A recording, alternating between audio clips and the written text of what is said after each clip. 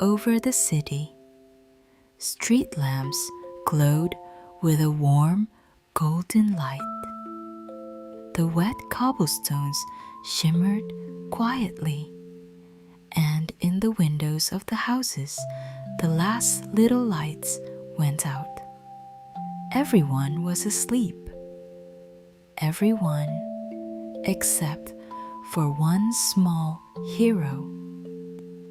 On the roof of an old house sat Tiko, a small cat with soft, shiny fur and big, watchful eyes.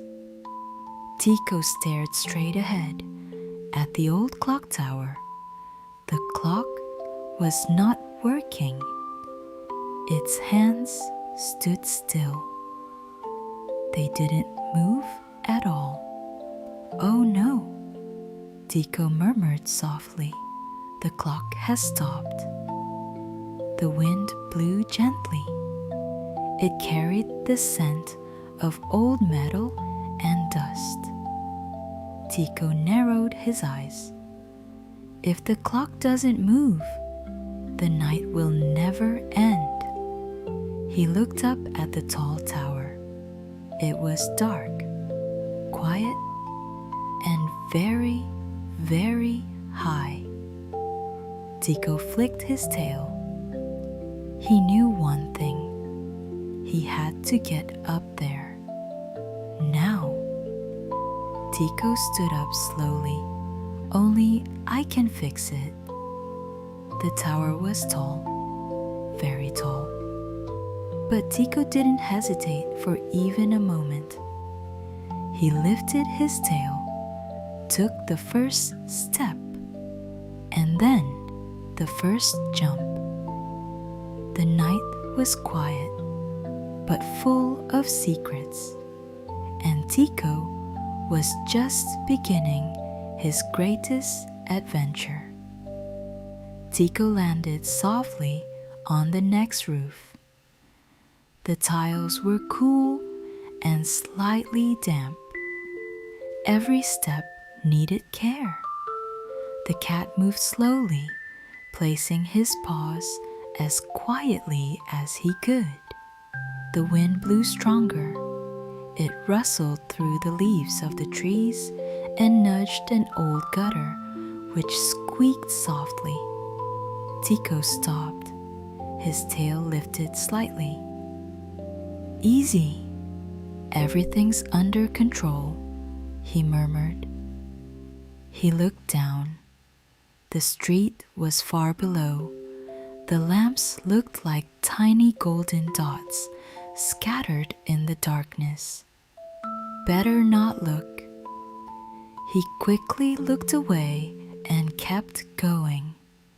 He jumped onto a narrow windowsill. It was so thin that his paws barely fit. The wind blew again, stronger this time. Tiko pressed himself against the wall. "Hey, a little quieter," he muttered to the wind. As if it listened for a moment, the wind softened. The cat moved on. Ahead of him was a tree, its branches reaching all the way to the tower. They swayed gently as if inviting him closer. Tiko took a step back, a short run, and a jump. He grabbed the branch with his front paws. The branch bent and swayed. "Okay, that was planned," he muttered, though his heart was beating faster. He swayed for a moment, then climbed higher, from branch to branch, each one a little thinner, a little more unsteady. Just a bit more, just a little more. At last, he reached the stone wall of the tower.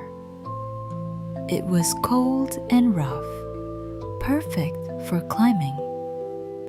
Tiko dug his claws into a crack between the stones and began to climb.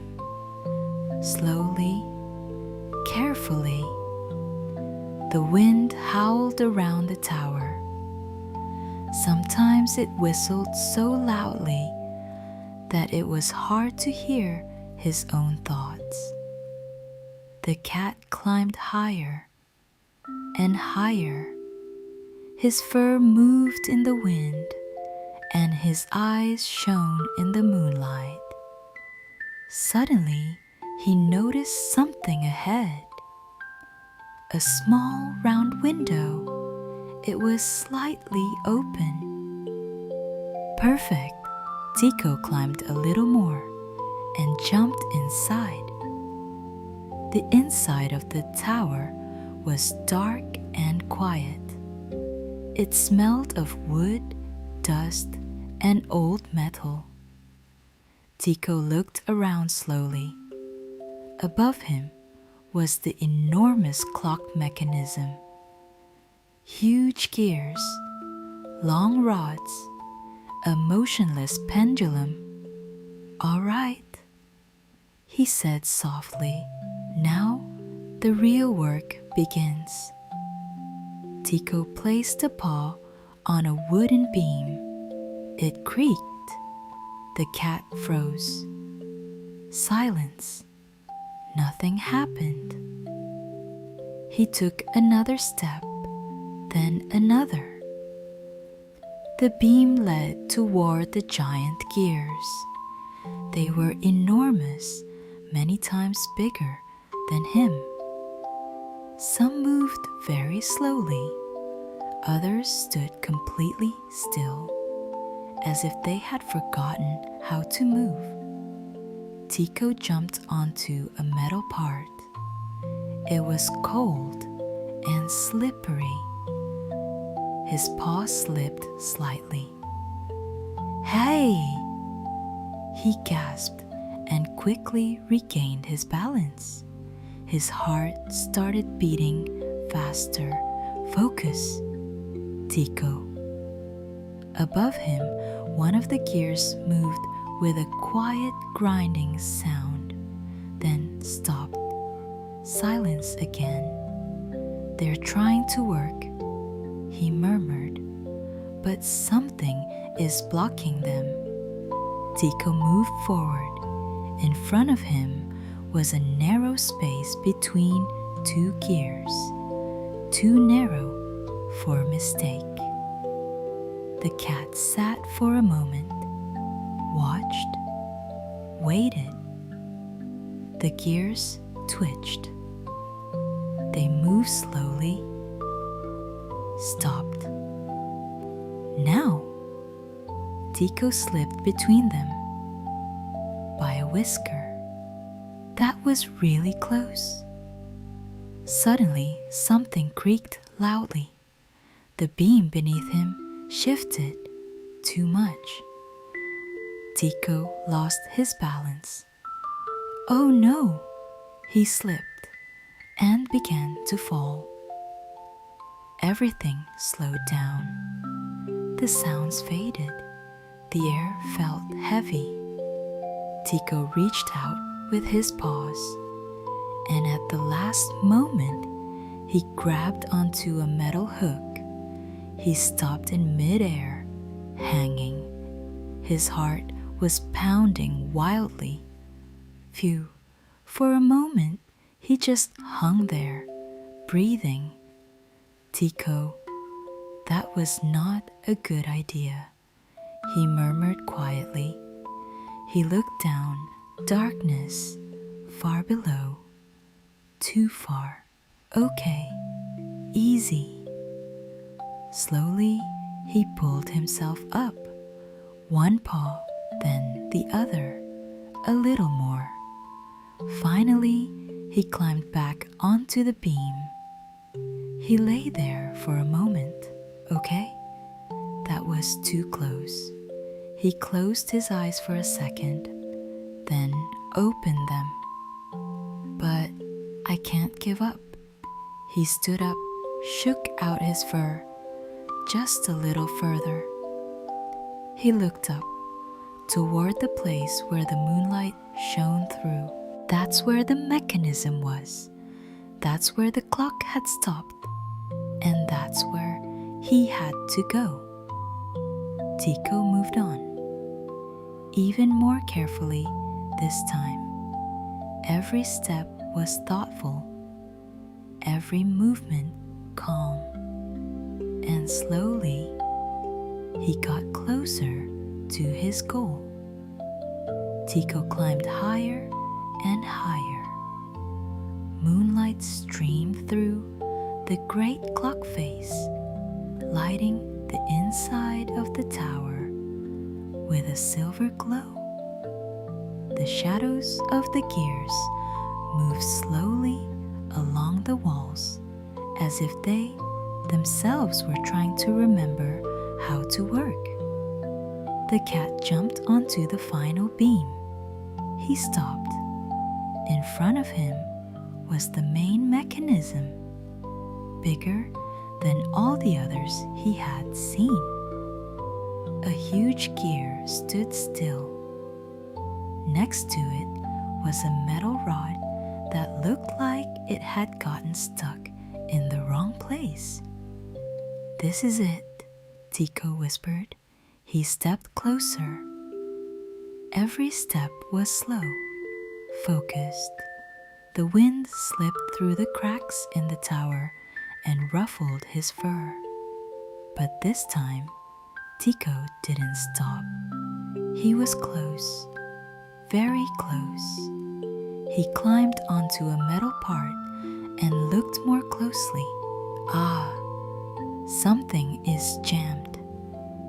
He touched the rod with his paw. It didn't move. All right, let's try something else. Tiko moved higher until he stood almost above the mechanism. He braced his paws and tried to push the rod from above. Nothing. The mechanism didn't move at all. The cat narrowed his eyes. This won't be easy. He sat for a moment, breathing calmly, listening. A quiet, almost inaudible tick, then silence. The clock wants to work, it just can't. Tiko stood up. "I'll help it." He planted his paws firmly and pushed. Once, nothing. A second time, a scrape. There, just a little more. A third time, harder. The mechanism creaked louder. The gear moved slightly. Tiko didn't stop. "Come on! Come on!" He pushed again, and then click. A quiet but clear sound. And right after that, the gear began to move. Slowly, the frozen parts came back to life. The pendulum moved for the first time. "I did it," Tiko whispered. The clock hands trembled and began to move, slowly, evenly, exactly. "It's working." Inside the tower, a sound filled the air. Tick, tock, steady, calm, certain. Tiko climbed higher and stepped out onto the outside of the clock face. The wind greeted him with a strong gust, but this time the cat only smiled. He stood on one of the hands, balancing lightly. He looked at the city, and then he noticed something beautiful. In some windows, lights turned on. Someone moved. Someone looked out the window. as if the city was slowly waking, just for a moment, to make sure everything was working again. That time was flowing once more. Tiko sat on the clock hand.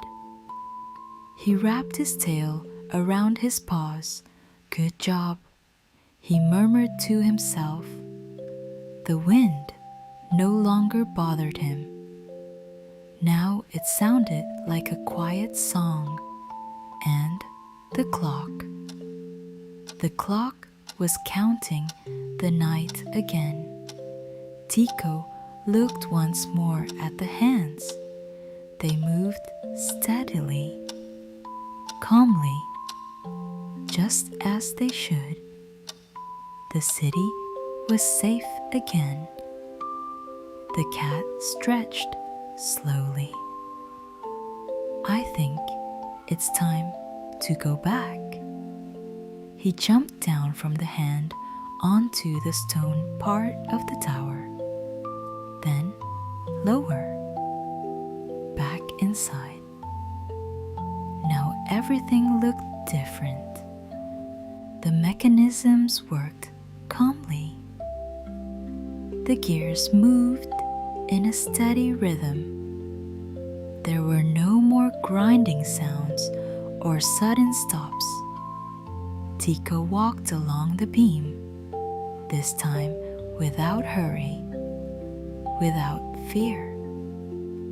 Now that's easy, he murmured. He reached the window, paused for a moment, looked inside once more. Everything was working. Everything was in its place.